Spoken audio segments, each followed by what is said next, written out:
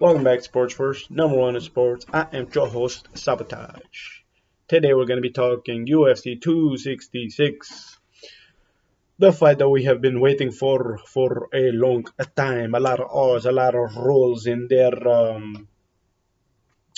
Volkanovski versus Ortega for the featherweight championship. Oh boy, Volkanovski defending pretty good.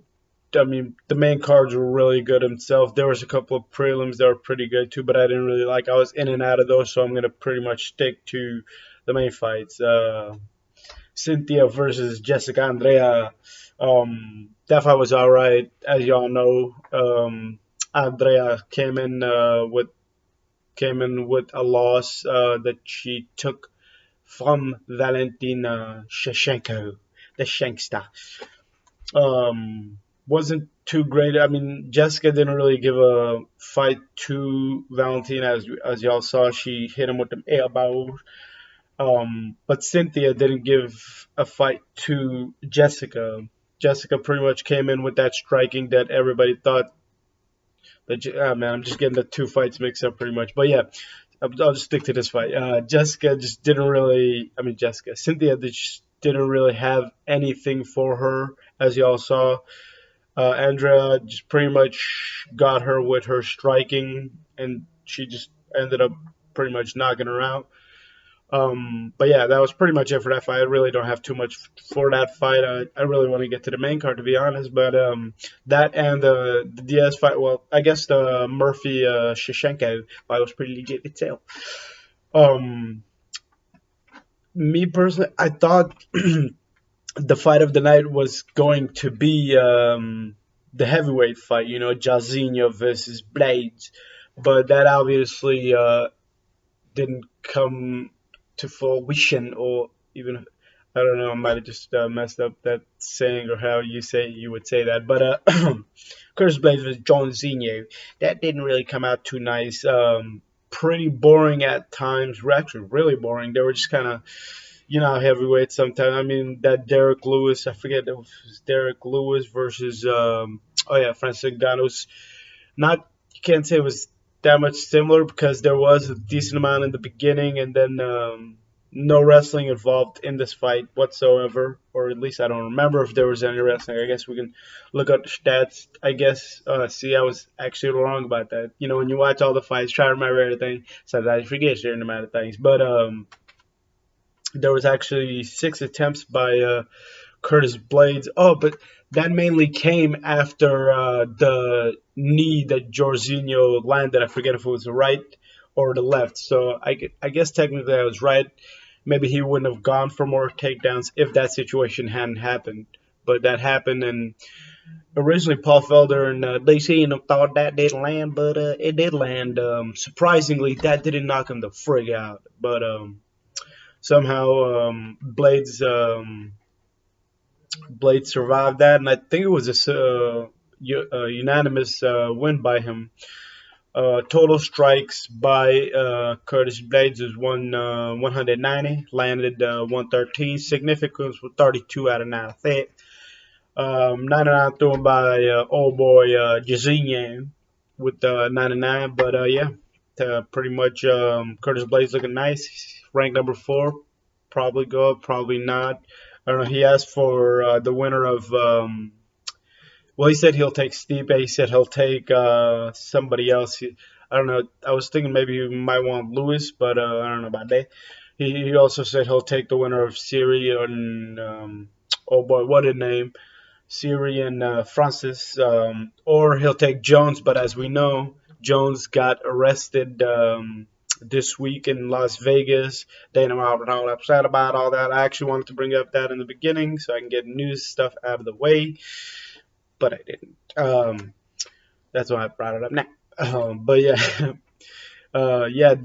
I guess that was pretty big news since I'm pretty much done with the. But yeah, unanimous. I think it was. I'm like 100. It was unanimous decision, or it was split. But either way, Jorginho didn't really have too much in there. Not the greatest fight, but could have been much, much better. Other than that, what was it, second or first round? That was pretty decent, I guess.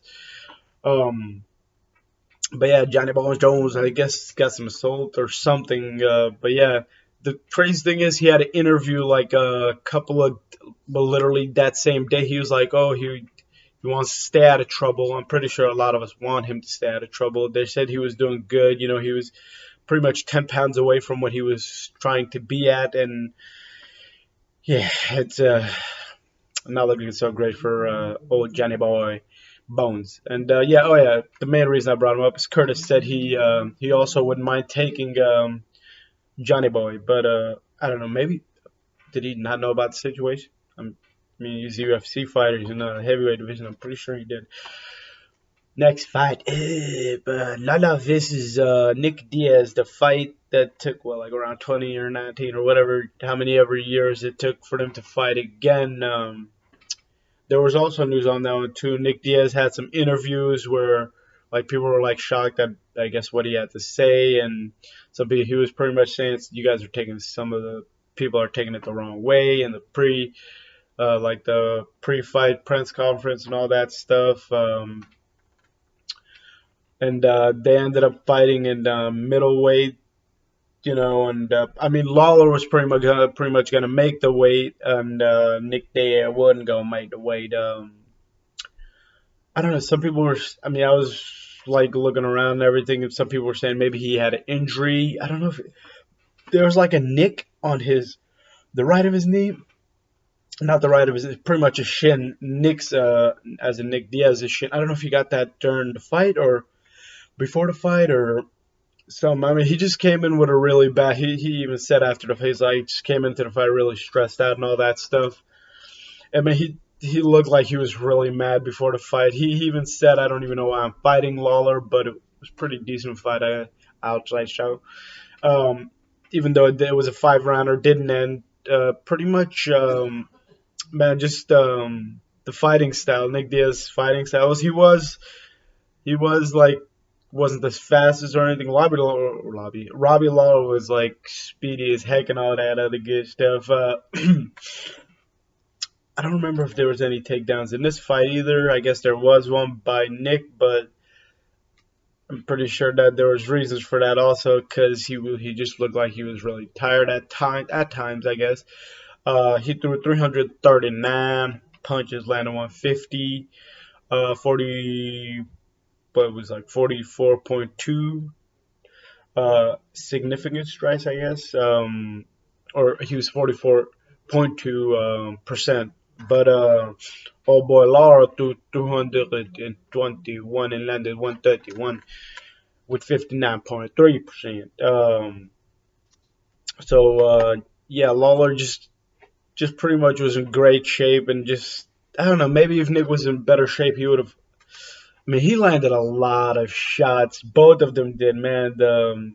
Just the combo punches from Nick Diaz out there looking like a boxer. Just uh, Lawler would Lawler was just pretty much just came on with a all around good just game plan, and just with the kicks, the punches, just everything. You know, he was always the one backing down Nick Diaz. So Nick, you know, when you're backing the other fighter down, you know he's obviously using a lot more energy.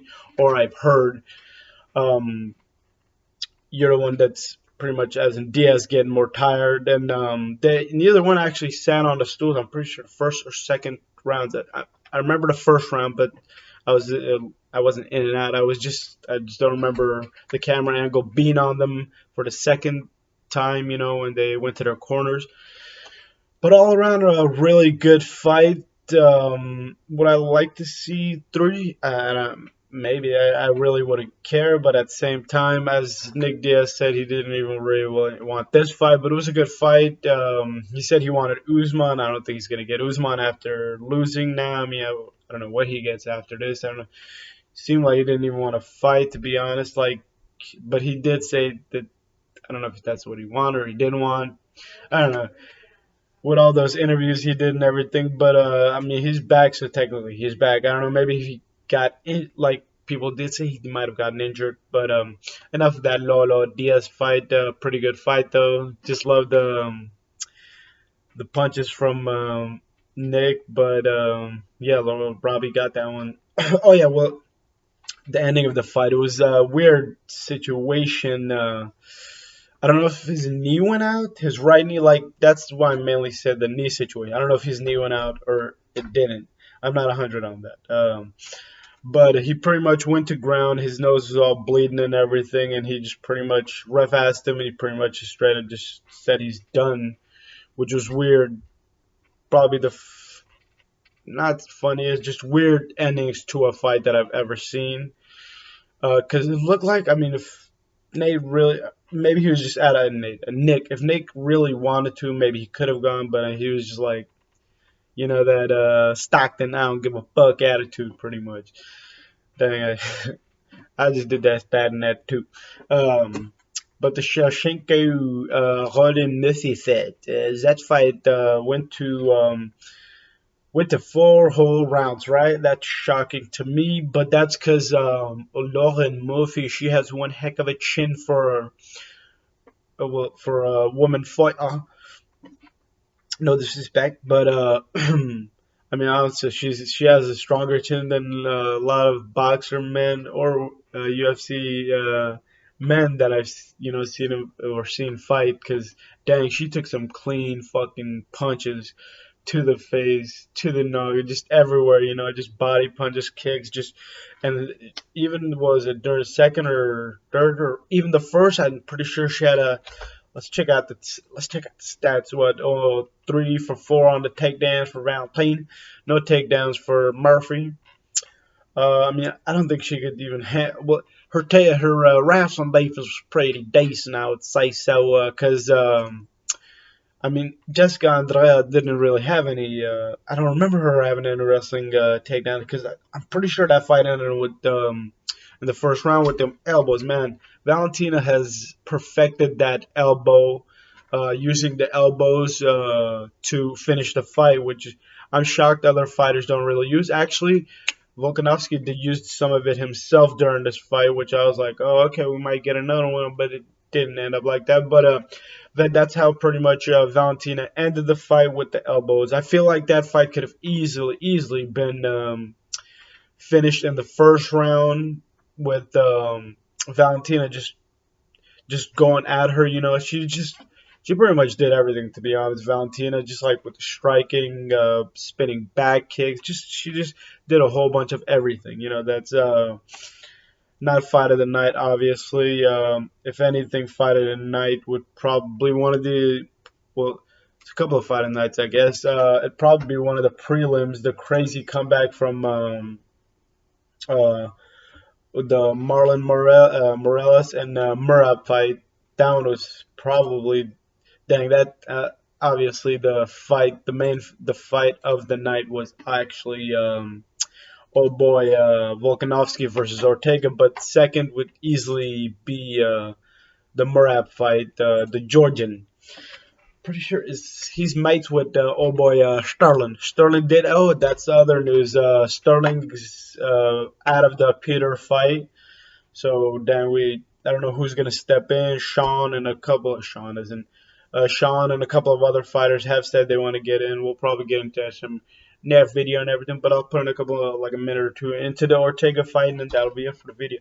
Um, Volkanovski versus Ortega, beautiful fight. Oh my god, that just awesome, total awesome fight. I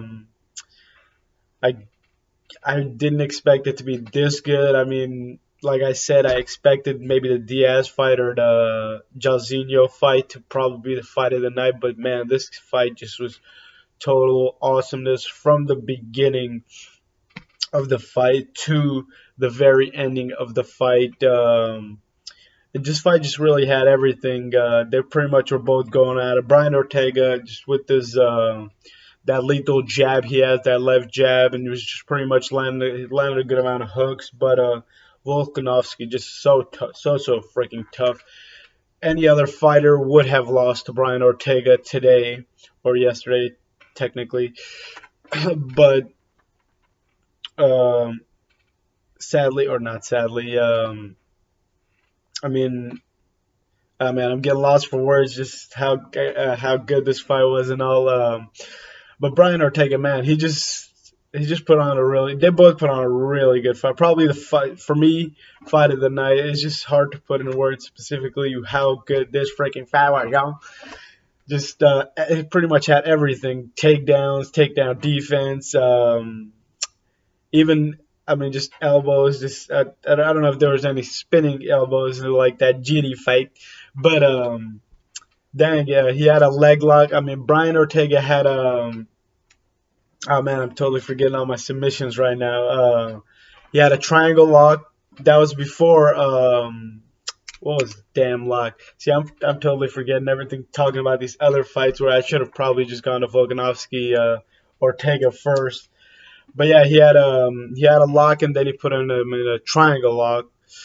Ah man, I'm totally lost for words. But surprisingly, the fight went to decision. The the the most gangster thing that Volkanovski did was in the fourth round. He actually let Brian Ortega get up because he knew that he just wasn't finishing him on the ground because that's yeah, Alexander actually put in a couple of elbows and it just that wasn't finishing him. He was punching him. That wasn't finishing him. He was on top of him, throwing punches like crazy, landing like punches straight to the face, and that shit wasn't finishing Brian Ortega.